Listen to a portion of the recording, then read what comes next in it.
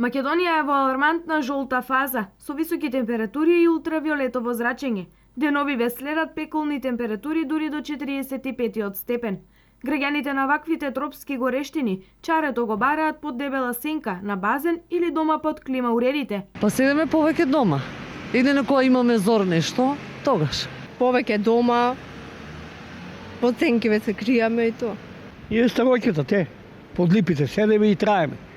До 10 сато бегаме дома и изтушираме се малку и трај. И ништо повеќе, што да правиме. За сите е тоа. А лампа да знаете дека сега и леп се пече. Сега жицо собира, храна, мора да биде топло.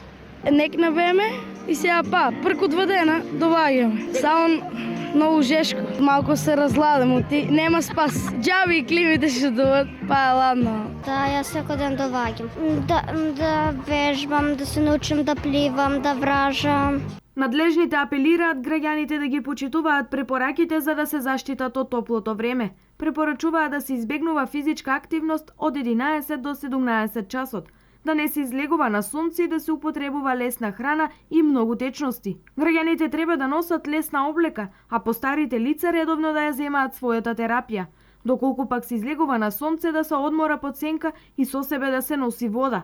Од Министерството за здравство предупредуваа дека поради високите температури можна е појава на разни заболувања, поради што мора да се внимава на личната хигиена. Добро да се мие овошјето и зеленчокот и да се одбегнува лесно расипливата храна.